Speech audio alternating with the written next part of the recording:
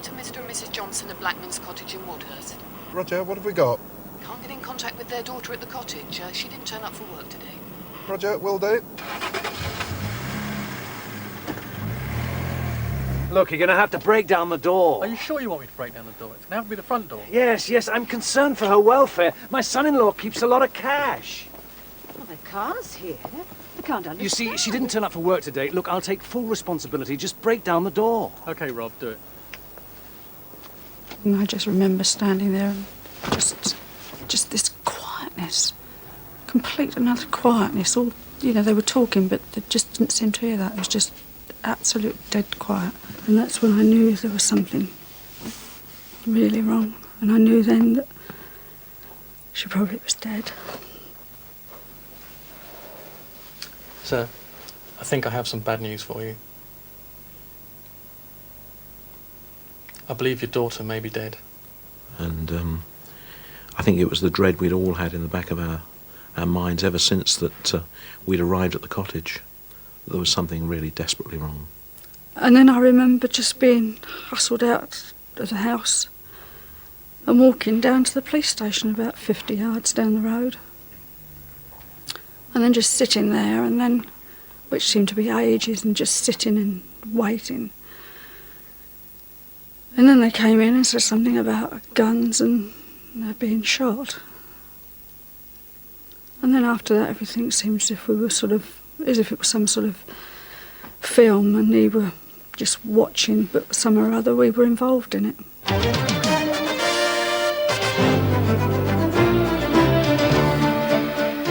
Police have started a murder inquiry into the deaths of a couple at Wadhurst in East Sussex. The bodies of a local businessman, Harry Fuller, and his wife Nicola were found last night when police broke into their home. Both are thought to have died of gunshot wounds. The police say Nicola and Harry Fuller were shot between 8 and 9 o'clock on Wednesday morning, a time when the street outside their cottage was particularly busy. About 10 hours later, the police found... I think that was the hardest bit, you know. You go down and see your mum. It's not so bad if it was a road accident, but when somebody's been shot in the back, it's very, very hard. We found the body of Harry Fuller downstairs in a utility room and Nicola Fuller upstairs in the main bedroom. Harry Fuller had been pulled into the utility room and white powder of some sort sprinkled over his body with a little sachet, which it appeared to have come from, laid down beside the body.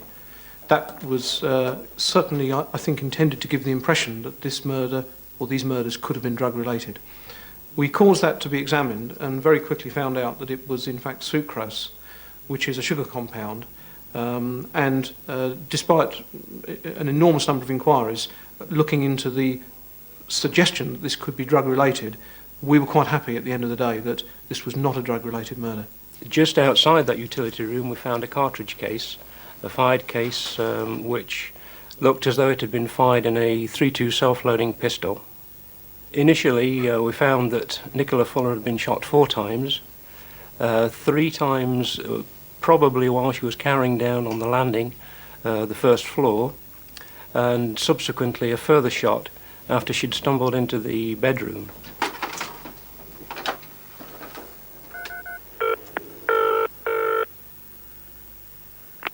Emergency, which service? Do you require... We quickly discovered that a 999 call had been made from the house on the morning that the murders occurred, and we were able to time that as being at 8:43 in the morning. This call was recorded at the 999 centre, where the line was left open for a total of 6 minutes. Thinking it was a child playing on the line, the operator said, "Is Mummy there?" Shortly afterwards, Nicola was shot a 4th and final time. We could hear in the first 17 seconds Nicola screaming and what sounded like a muffled retort. And from that point we could hear footsteps, draws and single movements from the telephone.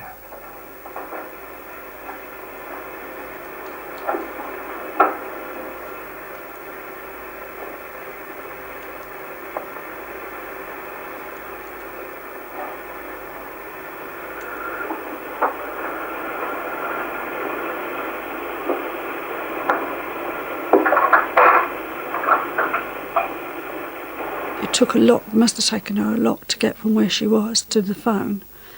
a lot of effort to get there and then not have it, our phone, the call put through.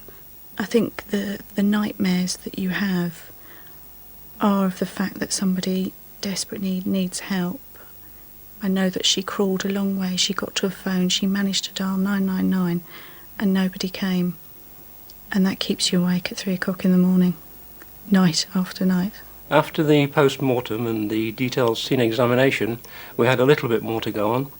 There were 5 bullets recovered and 1 cartridge case which was taken from the folds of Nicola Fuller's dressing gown.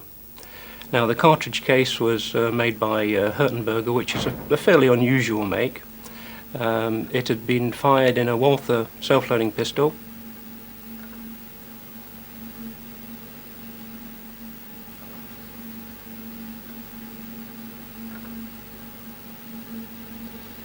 This shows the rifling marks on the nose of a .32 caliber bullet, which would be designed to weaken the nose to make it open up on impact.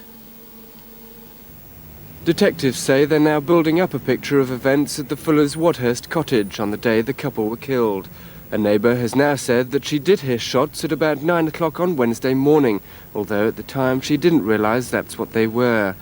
Police believe it's likely that Mr. Fuller knew his killers or killer, as neighbours say he wouldn't let anyone in he didn't know. And they think the gunman probably left by the back door of the house after shooting the couple. Police say they're convinced that he was seen by passers-by.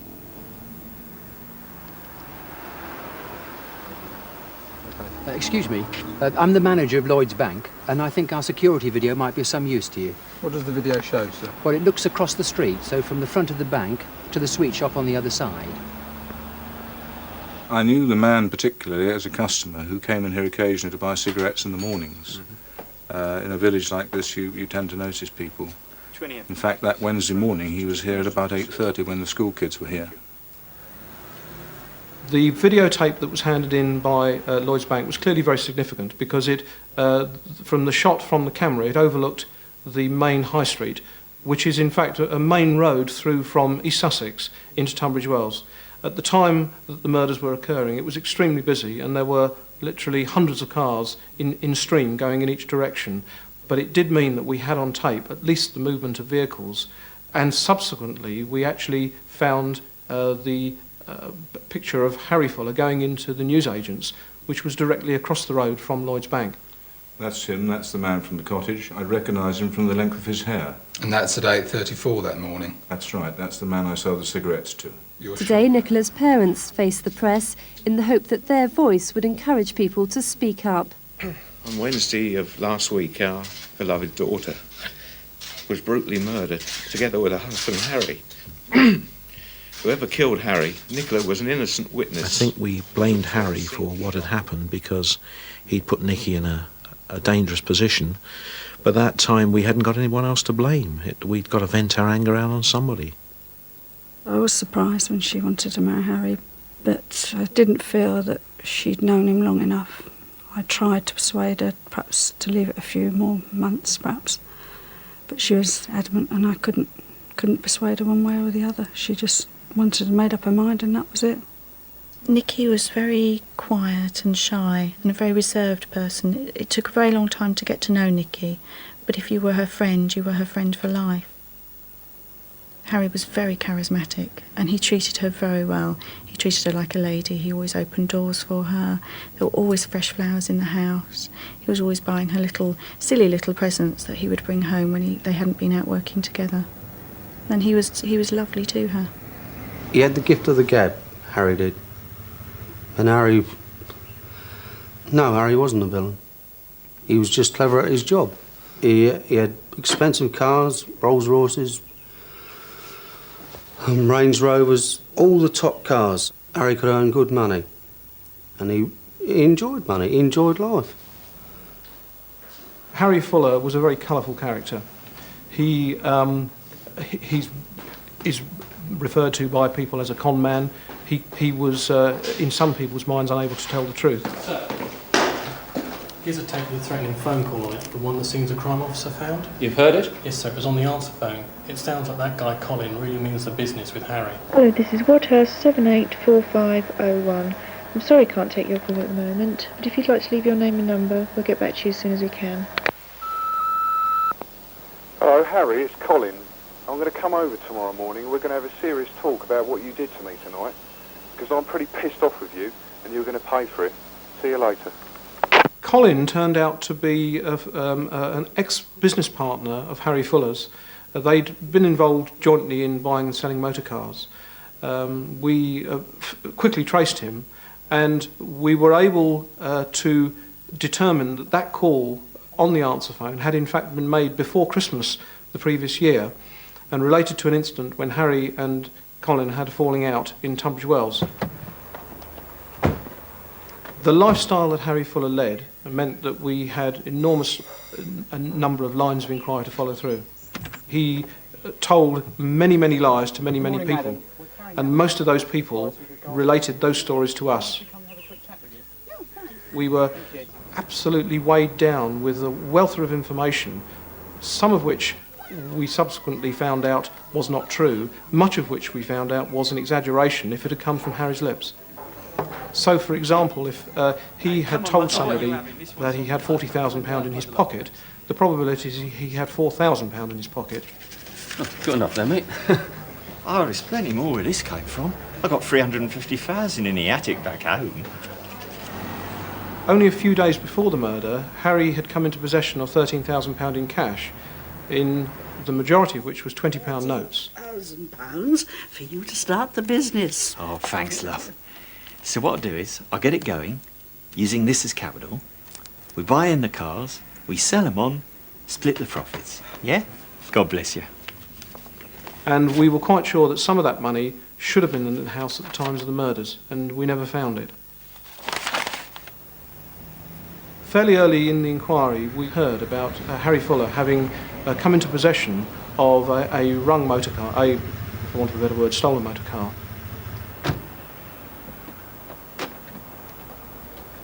How have you done? Any joy? There's word about. Apparently, Harry was involved in a ring car. Got quite messy, I understand. Messy? What sort of a dispute was it? Well, a BMW was sold to Harry, but the engine and number plates were changed. Apparently, he shopped them to local police. The word is, it could have been a grudge killing.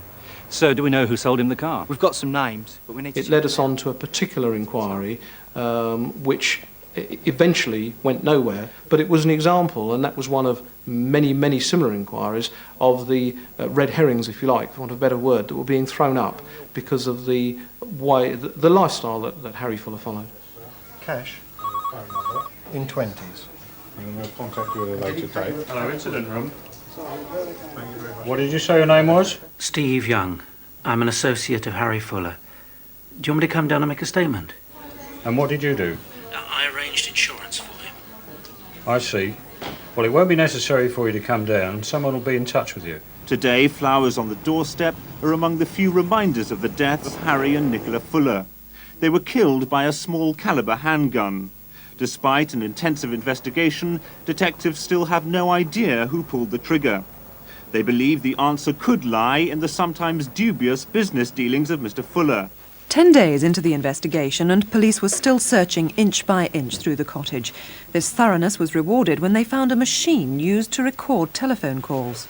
We recovered the G-mark tape, and we were quickly able to establish that the calls made on it had been made during the previous 2 days, and the majority of them the previous evening.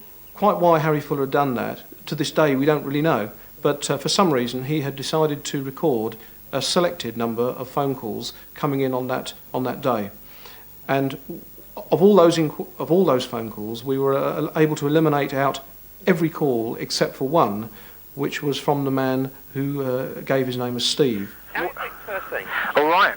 About 8 or something like that? Yeah, no problem. Too early for him? No problem. About 8. Where at? He's gone away. He's left them with his missus. Where are they? So, they're down the other side of Roberts Bridge. Well, can you come over to me? Yeah. You're a gentleman. So, we'll zip down there. It won't be long, about, 10, 15 minutes? Right. You're a gentleman. Don't let me down. How are you doing? Very well indeed. It couldn't be better, Steve. I popped over last night. We decided to play the tape to the two families because we wanted to identify the person, Steve, and we hoped that either a close relative or an associate of Harry Fuller's, or indeed Nicola Fuller, would recognise the voice. And I expected something that sounded very sinister or very strange or very odd, but it was just a very normal telephone conversation arranging to meet Harry in the morning. And it was only after a couple of days when it actually started to realise the implications of that was who was going to be at the cottage at 8 o'clock on the Wednesday morning. Will you run through all the Steves for me, please, Bob? Fine. We had by then, I think it was 85 persons of the name Steve that had already come into the system. Some who were close associates of Harry Fuller, some who were not, some who had come in some other context. And as each day went by, it's a fairly common name, and as each day went by, that number increased dramatically. There's 2 police officers here to see you. Oh, can I help? I'm DC Fulcher, this is DC Bye. Hello. Just a few questions about Harry Fuller. You knew him? I did some insurance for him. How long have you known him? I met Harry, let me think now, about 1981. Then we lost touch. Then about May, June last year, I ran into him in a pub near here. Was he a friend of yours? The only dealings I had with him were insurance. No, I couldn't call myself a friend of his, no. When was the last time you spoke to Harry? I think it was the Thursday or Friday, the week before he died. He called me about his insurance cover note. It was about to expire. Were you anywhere near the murder scene on the morning of the 10th? No. It's just routine. Where were you on that morning? Here, working. I'm sure my secretary will vouch for that. How's the business? Well, it has its ups and downs. It's solvent. It's doing well. Is there anything else at all you can add to help the inquiry? No. How many Stevens have we talked to so far? About 12 going through. So the fax has just arrived from BT confirming the change of phone number at the Blacklist Cottage. Harry Fuller had actually changed his telephone number, I think, on 3 occasions.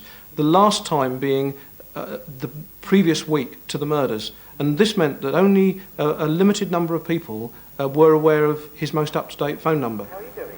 Very well indeed. It couldn't be better, Steve. I popped over last night to see you.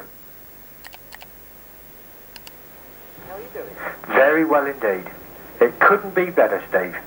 I popped over last night to see you. What time?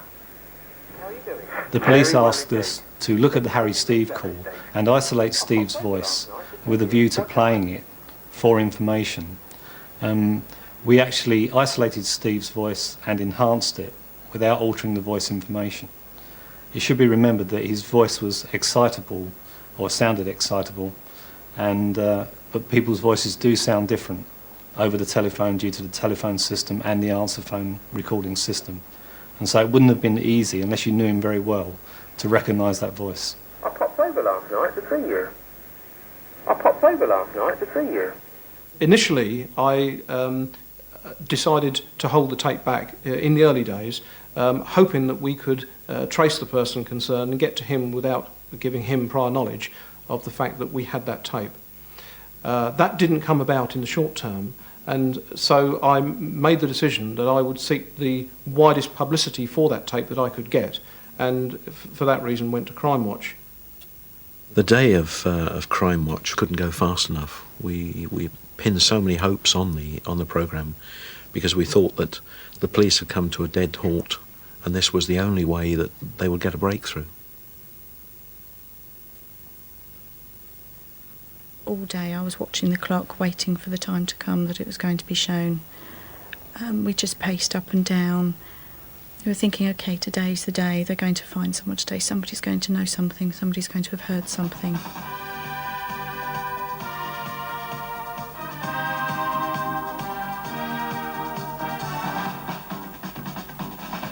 It was fairly obvious that anyone who recognised the voice on the tape, that person was obviously a prime suspect. And of course we were so hoping that somebody would identify the voice. Is the callous murder of Nicola and Harry Fuller at their cottage in the village of Wadhurst in Sussex. The couple had only been married 6 months, and their families are finding it painfully hard to come to terms with the tragedy. During our reconstruction, you'll hear the actual voice of a man police are desperately trying to trace. How are you doing? Very well indeed. It couldn't be better. I popped over last night to see you. What time? That's Stephen. Yeah, I guess. I'm going to ring him.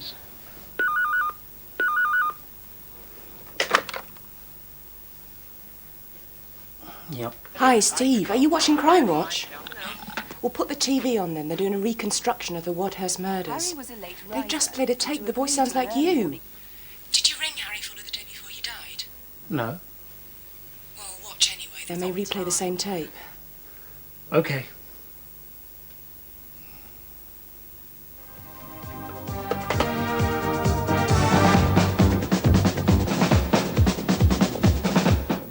Welcome back to what's been a truly remarkable evening. If the calls we've had fulfil their promise, a very strong result so far on photo call and names that seem to fit on 3 of our 4 reconstructions.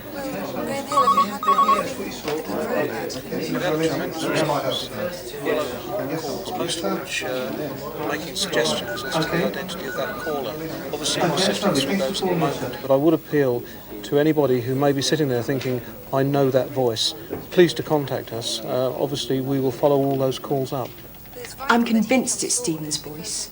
I don't know. I'm not so sure. Stephen, was it you on the message? No, it wasn't me. You want to get yourself eliminated. Your voice is distinctive. I don't want you involved. Oh, okay. Bye now.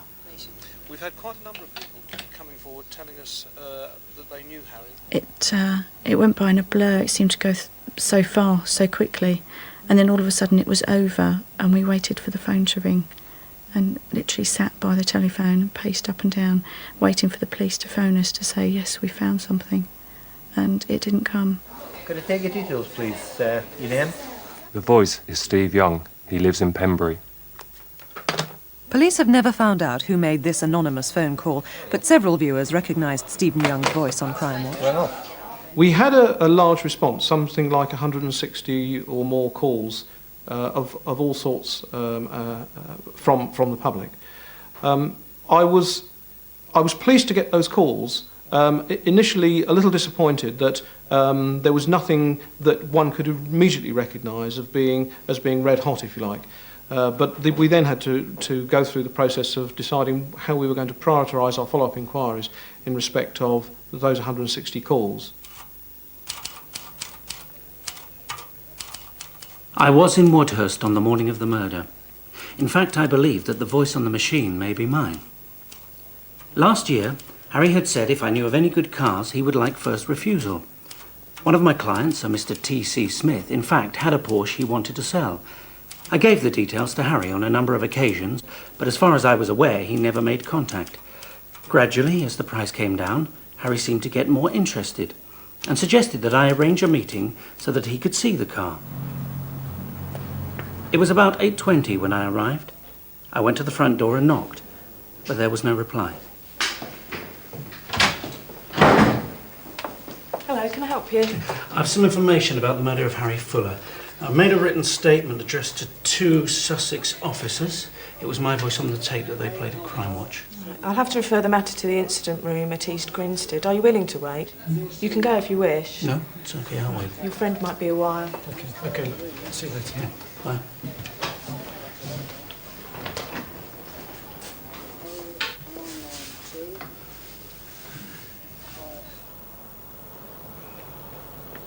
By this time in the inquiry, the man Steve was very significant. We knew that the man Steve was either our murderer or the man who was at the scene of the murders when they took place, and would therefore be a very vital witness. We had 2 anonymous calls giving us the name Stephen Young. In fact, we were on our way to interview him when we got the information from Tunbridge Wells that he was there, having given himself up for interview.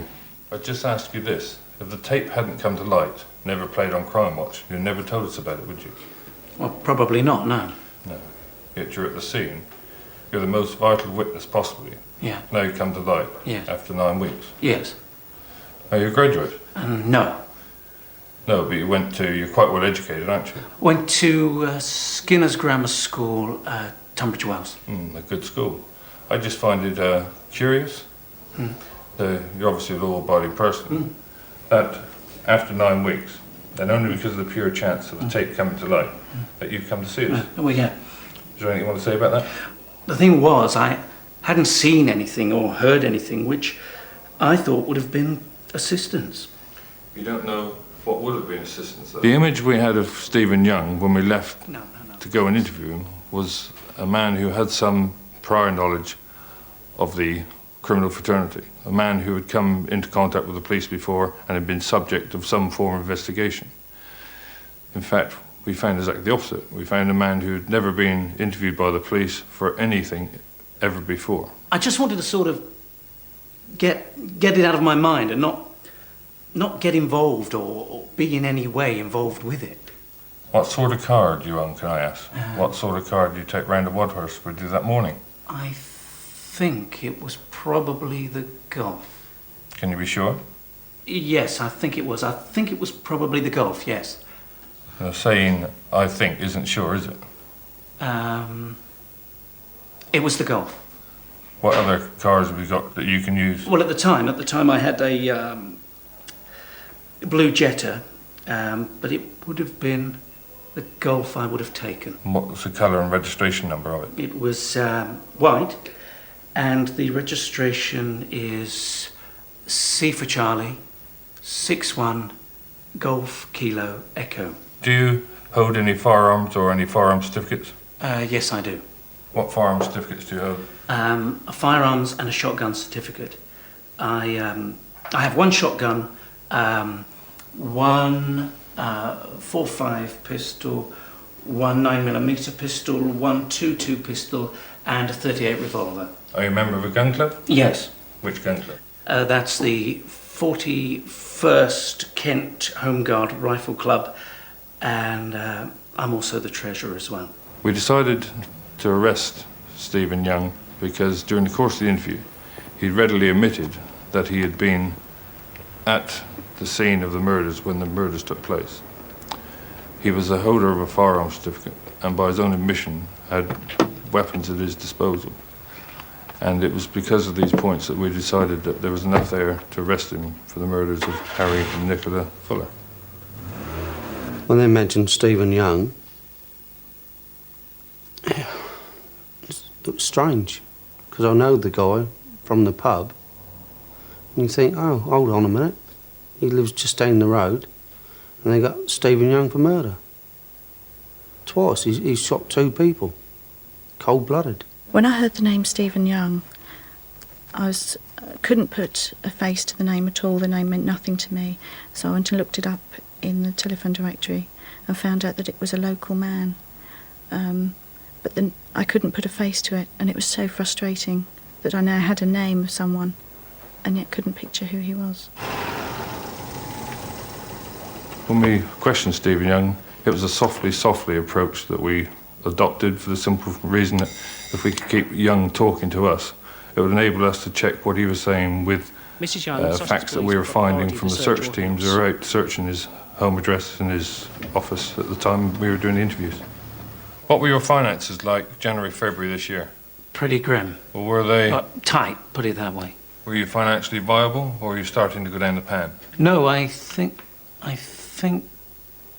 we were in... we were probably trading insolvently, I would think. The search teams were hoping as much that they were finding various pieces of evidence from all the locations, which were then fed to us at the end of each interview, which enabled us to go back into the next interview with a new topic until we had everything that we could possibly have out of Stephen Young. So who did you buy your ammunition from? In the main David Lawson gun shops. Also, I reload. What does that mean? Well, basically it means that instead of paying £6.50 or £7 for 50 rounds, you collect the empty cases, you decap them, you clean them up, you reprime them, and then you reload them. And basically, by keeping the case, you're cutting down on the cost of each round. So you buy the gunpowder or something, do you? Yeah, you buy the gunpowder, you buy the primers, You buy the various bullet heads. Do you have the facilities to do this at home? Yeah, I've got a small press, yeah. The reloading equipment that Stephen Young had was very basic, and from the markings present on the bullets and the cases, his reloading technique was very poor.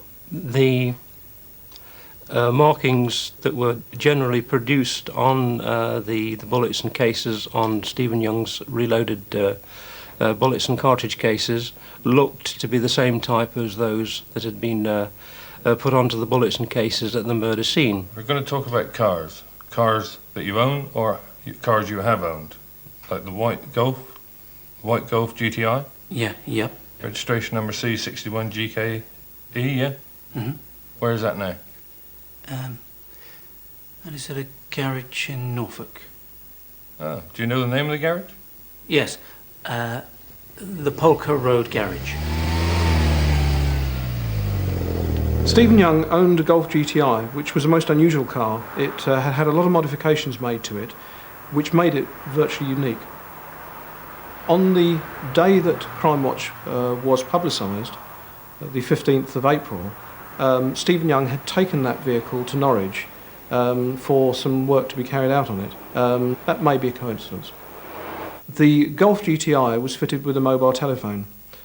When we ran some checks on the numbers made, the calls made from that telephone, we discovered that at 8:10 a.m. on the morning of the murders, a call had been made from that phone to the Fuller's house. Hello? Yeah, it's me, Steve.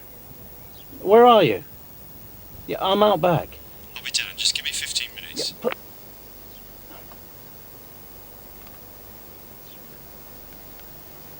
We knew from the start that the Lloyd's video could contain some vital evidence, and therefore at an early stage we set out to make a detailed log of all that was on the tape. Following the arrest and the initial interviews of Stephen Young, we went back to the tape to look at it again, to look for Stephen Young's car, which was a white VW Golf. He'd said in interview that he'd driven it to the cottage that morning, arriving at about 8:20 a.m. and leaving at about 8:40. However, on looking at the tape, we were unable to find the car around the times that he'd stated. We therefore extended the search to look either side of those times, whereupon we found it quite easily. It was quite lucky for us that it was a white car and that it had been partially customised, because that made it distinctive and made it easy for us to pick out on a black and white film. Sergeant Allen to PC Saunders. Sussex police now needed confirmation that it was Young's car that had been spotted in the video, so they filmed it being driven past Lloyd's Bank on Wadhurst High Street. The copy of this tape, together with the original Lloyd's video, was sent off to Geoffrey Oxley at Colourgate Imagery Bureau for his expert analysis. Righto, John, we'll have the first picture from the bank on. Yep, you can see the alloy wheels there stand out very well. Can I have the picture that was taken by the police reconstruction, still from that? Yeah, that's the one. Yeah, you can see those alloy wheels stand out very well. Can you put them together, John? Okay, yeah. You can see those special alloy wheels they've got there, plus the air intake on the bonnet. And look at the way the wheel stands out there and down here as well. Incredible. Yeah, I think that's pretty conclusive, really.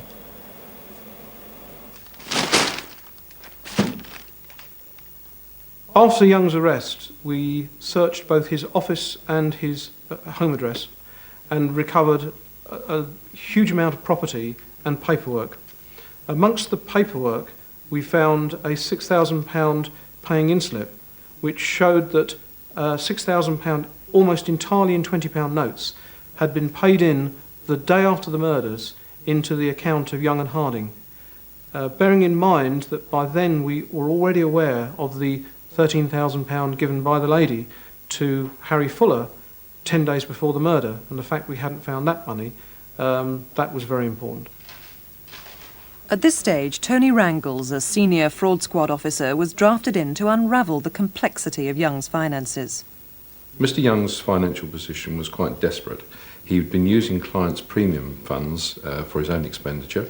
His position was critical. He was under a lot of stress. He was under pressure from the insurance companies to make payments of money that he'd already had but spent. He couldn't raise the funds. He was being pressured that his brokerage would be cancelled by the insurance companies and he would be closed down. His business would fail. He was under extreme pressure to find some money. Have you got the account? I'm working on it. November and December are still outstanding. You'll get it. Right then, I'll be back.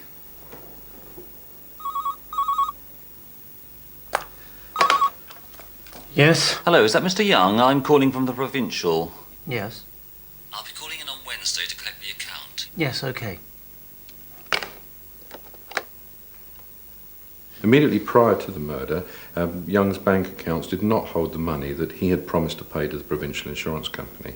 He made out a cheque on the Wednesday and he post-dated that till the following day, the 11th of February. He had to pay money into the bank, otherwise the cheque would not have been met, and in consequence the Provincial would have cancelled the agency. His business would have failed. And where did that money come from? That was from home. From home? Oh, what sort of denominations was that in? That was the money I'd been saving up. A couple of years ago, a client and a friend of mine lent me some money, about £6,500.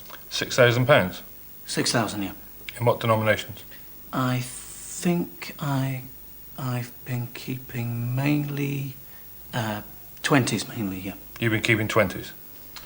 But where did you keep that money? In my safe. Oh, work or at home? At home. During the course of the interview that he was having with the police, he gave the explanation that the £6,000 in £20 notes had been saved over a long period. This seemed really totally inconsistent with his financial position. How's it going, Tony? It's going really well. There's no way that he'd save that £6,000. It's just not possible. Everything tells me that he was so desperate for money. It's no way did he save it. And we can prove it. Oh, it's all on the paper. Every piece of paper is telling me he was desperate. Hello. How are you? You don't know anyone who could lend me, say, £10,000–12,000 on a long-term basis? Someone's let me down. I can ask around for you, but I don't have that sort of money, Stevie. He had approached a number of friends and other clients. He even kept a record of those people that he had approached and given a story that he needed money for particular matters, and he kept a list and wrote on that list what the answer was from each of his friends. We first became aware that Young was a family man during the course of the interview at Tunbridge Wells. He made a big point of saying that he was a family man with 2 children and he took his children to play football. And he was also a member of a drama club in which his family was involved in as well. So he gave the outward impression that he was very much a family man. Why is there a loaded 9mm handgun in your children's bedroom? I can't answer that. No, there must be a reason for it. Who put it there? I would have. Why? I couldn't keep it in the cabinet because it's not a legally held weapon. No. Why in your children's bedroom? That's question 1. Question 2, why is it loaded? Question 1 first. Well, if it's where I thought, where I've just said, I consider that to be a secure place. In your children's bedroom? Underneath the bed. Underneath the bed? How old are your children? 10 and 8. 10 and 8. They haven't got the run of the bedroom. They can't do what they like. Well, they do. I mean, they don't go diving around underneath the beds or in the drawers or No, like there's that. always a chance it could do, isn't there? Well, yeah, there's always a chance, yeah. There was question 2 there as well. Why is it loaded? I can't answer that. Is there something sinister that you can't tell us about? No, there's nothing sinister. So, as my colleague said, why is there a loaded weapon in your children's bedroom? That's loaded. Who loaded that weapon? Well, I would have. When we questioned Young about the loaded Browning automatic pistol recovered from his child's bedroom, Young remained calm. In fact, he remained so calm it was ice cold, and we nicknamed him from that point on as the Iceman. It just appeared to Young that every family kept their guns in the child's bedroom. It just seemed an everyday thing that didn't bother Young one way or the other. By this time, the team were confident Stephen Young was their man. They managed to get a 24-hour extension to hold Young in custody so they could question him further. .32 ammunition. What ammunition of that calibre do you have? I haven't got any .32 ammunition because I haven't got any .32 guns. What? Although I do believe I have reloaded some. I did reload some for somebody in the club, but that's going back a wee while. You don't have a .32. Why else would you have .32 in your house? Because I can tell you now, some has been found. Unless it's the remnants of the stuff I reloaded. What make of .32 would that be? I don't know, because I didn't even know I'd got any there. I think you do know. Well, you're going to tell me it's HB, I suppose. I'm going to tell you, I think you ought to remember, because I think you used several rounds on Wednesday the 10th to kill Harry and Nicola Fuller. So you have another think. It's not that long ago. Harry and Nicola Fuller were killed with .32 Hurtenberg ammunition. Yeah. Right. In your loft, there is .32 Hurtenberg ammunition. Right. There's a lot of ammunition there. Tell me about it. Tell my firearms expert about it. Yeah. Hurtenberger. I don't know how common it is or anything. I just know it was used to kill Harry and Nicola Fuller. A gun produces fingerprint type of marks on bullets and cases. These markings of various types are specific to a particular weapon. After looking at the bullets and cases very closely in association with the reloading equipment, I came to the conclusion that that there were bullets and cartridge cases in Stephen Young's possession that had been fired in the same weapon as the bullets and cases at the murder scene. The thought that somebody who would be not only a business associate but a friend, because you let them into your home and you'd give them a coffee and sit and chat with them, that they could turn around and kill you to take your money is horrific.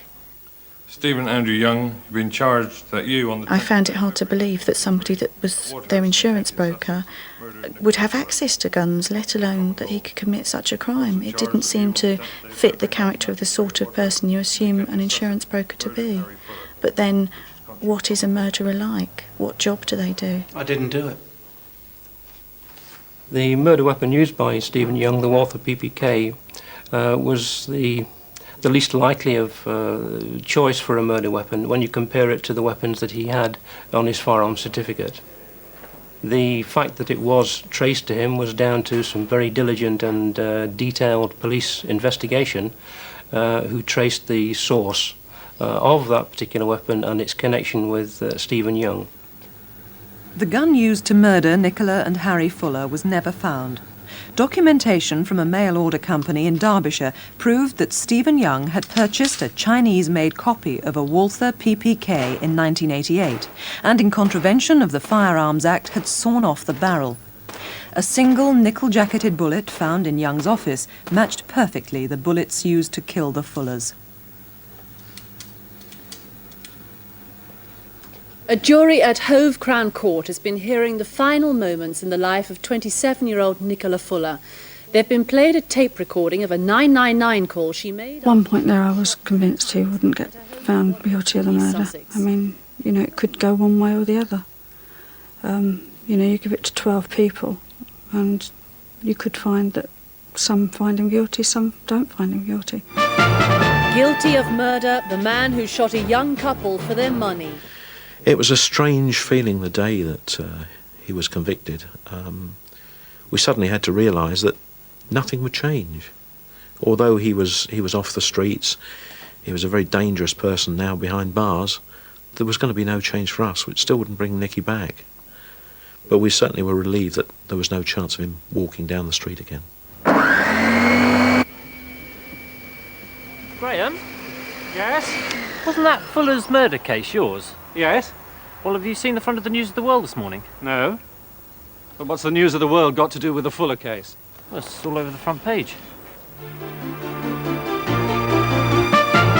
Killer to appeal over murders of Nicola and News Harry follows Fuller. newspaper reports claiming that during their night at the hotel, jury members held a séance to contact Harry and Nicola Fuller to ask who killed them.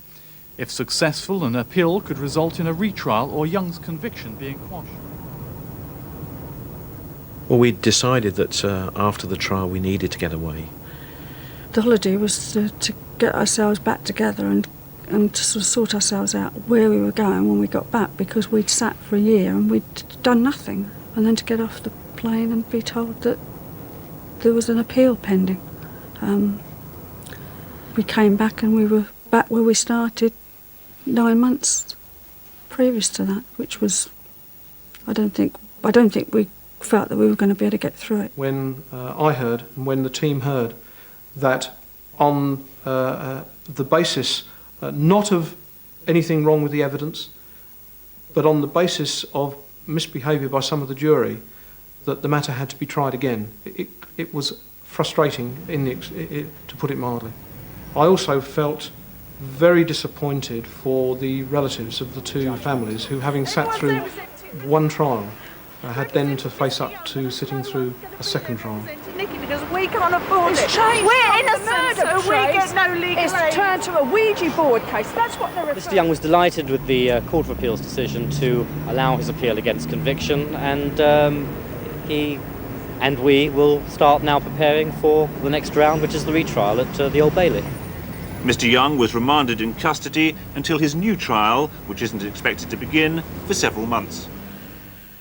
The feelings at that time were just despair, I think. Feeling that it was a nightmare and you'd wake up and it wouldn't be true. And you think to yourself, what's happening? It's just so hard. It's unbelievable. My parents, they're just gutted. They couldn't believe it. To think this man, we know it is the man for the evidence we've had. And he's got retrial on a silly, silly thing. The jurors' use of the Ouija board meant that 8 months after the first trial, the families of Harry and Nicola Fuller had to sit in court a further 3 weeks, listening once again to all the evidence, not knowing what the final outcome might be. Don't let me down. Very well indeed. It couldn't be better, Steve. Good evening. A double murderer whose original conviction was overturned because jurors had used a Ouija board was convicted again today and given 2 life sentences. A new jury at the Old Bailey found insurance broker Stephen Young guilty of shooting a couple. When I think about that just he'd gone in there and killed them for money, and that when I think that when she was on the phone and she'd turn round and she could see his face, and that was the last thing she saw, his face, before he shot her again. Many things bring her back. Her favourite songs. If somebody shouts out Nicky, or if somebody shouts Mum, brings it back. She loved the sun, and she would come over and come home from work and get into any little bit of sun that she could get in. And when I sit out there in the garden now and the sun's shining, I think, I can see her there in the lounger. She may have her head stuck in a book, but at least she was there. And so many times, 100 times a day, I want to pick up the phone to her, or I think, I must tell Nicky that. And she's not there. But I don't accept that she's not there. I have to accept that one day I'll see her. And I get through each day on the strength that one day I'll be able to ask her how she is.